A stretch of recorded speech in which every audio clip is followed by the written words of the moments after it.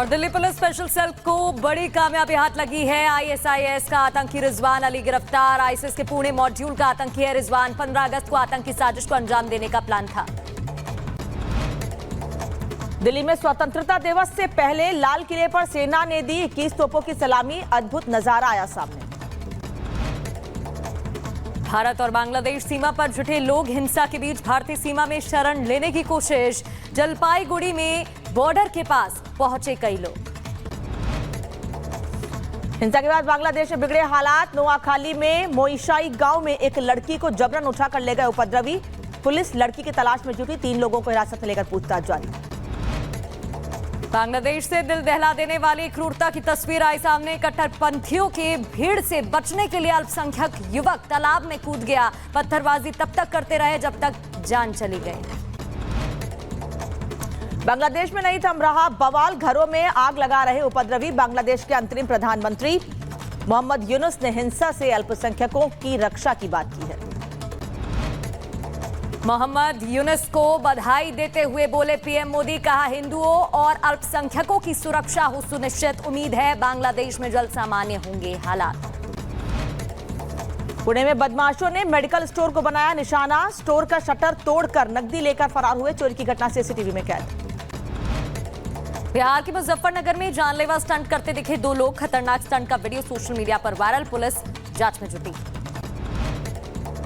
अमेठी में स्वास्थ्य कर्मियों की दबंगई। महिला मरीज के साथ आए युवक की लात घूंसों से पिटाई की। सोशल मीडिया पर वीडियो वायरल। जौनपुर में प्रदर्शनी में बंदूक लेकर डांस करते युवक का video viral. BRP inter college का मामला बताया जा रहा। वीडियो वायरल होने पर पुलिस जांच में जुटी। सोनभद्र में बैंक कर्मी ने खाताधारक को बेल्ट से पीटा। बैंक में जमा पैसा मांगने पर बेल्ट से पिटाई की। पीड़ित की तहरीर पर पुलिस ने मुकदमा दर्ज कर लिया है। भांडा में चोरों के हौसले बुलंद है। रिटायर्ड दरोगा के 3 लाख रुपए उड़ा लिए। मेडिकल स्टोर के बाहर बाइक की डिग्गी से पैसों की चोरी। सीसीटीवी में कैद ये पूरी तस्वीर। पंजाब के फाजिल्का में एसटीएफ की छापेमारी। ड्रग इंस्पेक्टर के 8 ठिकानों पर रेड। 24 बैंक खातों में जमा 6.69 करोड़ रुपए सीज किए गए। आरोपी के नशा तस्करों के साथ तार जुड़े। उत्तर प्रदेश के बुलंदशहर में खाद्य सुरक्षा विभाग की छापेमार कार्रवाई। एफडीए को कार्रवाई से मिलावटखोरों में हड़कंप मच गया है। मिठाई के 4 सैंपल को जांच के लिए भेजा गया। हरियाणा के करनाल में पुलिस और बदमाशों के बीच मुठभेड़। जवाबी कार्रवाई में एक बदमाश को लगी गोली। 2 साथी गिरफ्तार। महाराष्ट्र के कोल्हापुर में दिखा आग का तांडव। केशवराव भोसले थिएटर जलकर राख। इलाके में हड़कंप का माहौल। मुंबई कस्टम विभाग की बड़ी कार्रवाई। 14 मामलों में 4.66 किलोग्राम से अधिक सोना और इलेक्ट्रॉनिक जब्त किए गए। सोने की 4 करोड़ रुपए कीमत बताई जा रही है। एक यात्री को गिरफ्तार किया गया। और शाहजहांपुर से एक सनसनीखेज हत्या का मामला सामने आया। पत्नी ने घर के बाहर पति की ईंट से कुचलकर निर्मम हत्या कर डाली। पुलिस ने आरोपी महिला को हिरासत में लिया। पूछताछ जारी। उत्तर प्रदेश के संभल में लाखों रुपए की कीमत के आभूषण चोरी का खुलासा हुआ है। 250 सीसीटीवी कैमरों की मदद से पुलिस की हत्या चोरी शातिर महिला चोर। 3 सगी बहनों ने चोरी की घटना को अंजाम दिया था।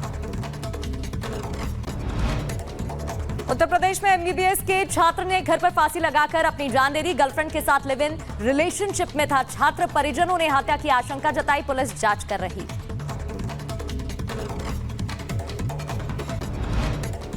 जौनपुर में प्रेमी ने प्रेमिका की मां को मिट्टी का तेल डालकर जिंदा जला दिया। महिला की हालत गंभीर बताई जा रही। पुलिस ने आरोपी को गिरफ्तार कर लिया।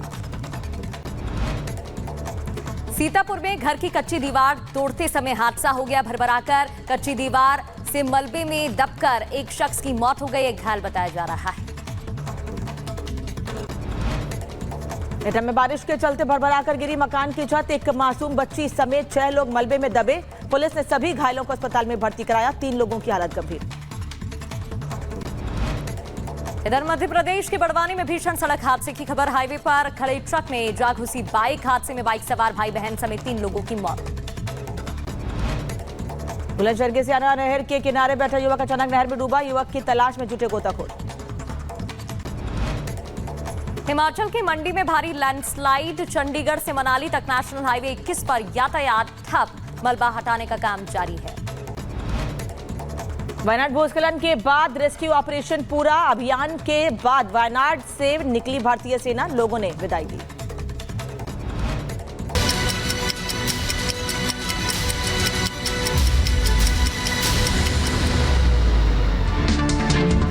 देखिए 5 मिनट में भारत देख रहे थे आप, लेकिन अब बात करेंगे पेरिस ओलंपिक की, क्योंकि पेरिस ओलंपिक में फाइनल मैच से ठीक पहले हमने देखा कैसे विनेश फोगाट को 100 ग्राम वेट ज्यादा होने का हवाला देते हुए वो फाइनल मैच नहीं खेल पाए, उनको डिस्क्वालीफाई कर लिया गया। लेकिन पूरे देश को अभी भी सिल्वर मेडल की आस है, क्योंकि विनेश फोगाट की तरफ से अपील की गई है और आज इस पूरे मामले को लेकर फैसला सुनाने वाला है CAS। आखिर क्या फैसला होगा वो देखना काफी ज्यादा महत्वपूर्ण, लेकिन उम्मीद की किरण अभी भी जगी हुई है और उम्मीद अभी भी बाकी है। इस पर आप इस रिपोर्ट को देख लीजिए।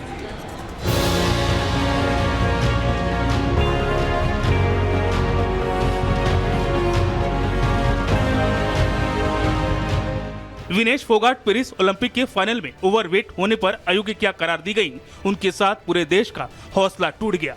उन्होंने निराश मन से सोशल मीडिया एक्स पर अपनी मां के नाम एक पोस्ट लिखा और उन्होंने कुश्ती से संन्यास लेने का फैसला कर लिया।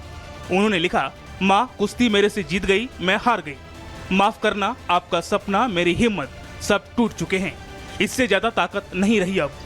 अलविदा कुश्ती 2024, आप सबकी हमेशा रेडी रहूंगी, माफी। महज 100 ग्राम के लिए ओलंपिक के फाइनल में अयोग्य करार दी गई भारतीय महिला कुश्ती की चैंपियन विनेश फोगाट ने यह फैसला जल्दीबाजी में लिया या उनका ये कदम भावुकता से भरा है, इसका जवाब तो वो अपने प्रशंसकों को स्वदेश वापसी के बाद ही देंगी। लेकिन विनेश ने जैसे ही कुश्ती को अलविदा कहा, पूरे देश अपनी चैंपियन के इस फैसले से आहत हो गया। पूरे देश ने उनके फैसले पर दोबारा सोचने की सलाह दी। उनके चाचा महावीर फोगाट ने जहां स्वदेश वापसी के बाद विनेश को मनाने की बात कही, तो उनकी बहन ने तो उनकी वापसी को लेकर संकेत भी दे दिए। बबीता ने कहा, विनेश ने जो संन्यास लेने का निर्णय लिया है उससे पूरा परिवार दुखी है, उनके फैसले से सभी देशवासी दुखी हैं। हम उम्मीद कर रहे हैं कि विनेश एक बार फिर अपने पैरों पर खड़ी हो, दोबारा मेहनत करें और 2028 ओलंपिक्स में भारत को वो गोल्ड मेडल दिलाएं जो इस बार चूक के कारण नहीं मिल पाया।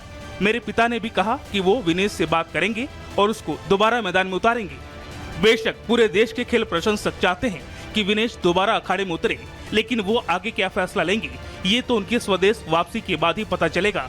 लेकिन इस बीच जो सबसे बड़ी उम्मीद देश को राहत दे रही है वो ये कि विनेश के लिए सिल्वर मेडल की आस अब भी बाकी है, क्योंकि इस मामले में विनेश ने जिस court of arbitration for sports यानी CAS में अपील दायर की है, उस अपील पर CAS आज फैसला ले सकता है और भारतीय समय के अनुसार दोपहर करीब 1:30 बजे आज इस मामले में सुनवाई हो सकती है। हालांकि CAS को विनेश की अपील पर गुरुवार को ही फैसला लेना था, लेकिन CAS ने विनेश को अपना पक्ष रखने के लिए पेरिस 2024 की तरफ से रखे गए जिन 4 वकीलों की पेशकश की थी, उसकी सेवाएं लेने से भारतीय दल ने इनकार कर दिया। बताया जा रहा है कि इस मामले में PM मोदी की सीधी दिलचस्पी होने के कारण भारतीय दल CAS से भारतीय वकील नियुक्त करने के लिए समय मांग लिया है, जिसके बाद कोर्ट ने अगले दिन यानी आज सुनवाई के लिए समय दिया है।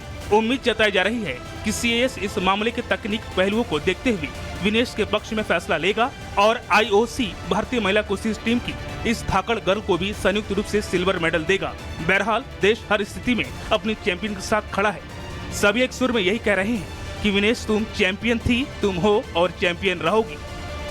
Bureau report, Republic Bharat. और चलिए अब आगे बढ़ते हुए बात ड्रग तस्करी की कर लेते हैं। ड्रग्स और ड्रग तस्करी को रोकने के लिए पुलिस प्रशासन लगातार एक्शन मोड में है और बात अगर पंजाब की हो तो पंजाब एक ऐसा राज्य है जहां सबसे ज्यादा ड्रग तस्करी की खबर सामने आती है। लेकिन जिसको जिम्मेदारी मिली है ड्रग तस्करी को रोकने की, उस पर ही अब आरोप लग रहे हैं कि उसका हाथ मिला हुआ है इस पूरे मामले में। बात हो रही है उस ड्रग इंस्पेक्टर की जिस पर STF ने छापेमार कार्रवाई की है। क्या है पूरा मामला, रिपोर्ट देखिए।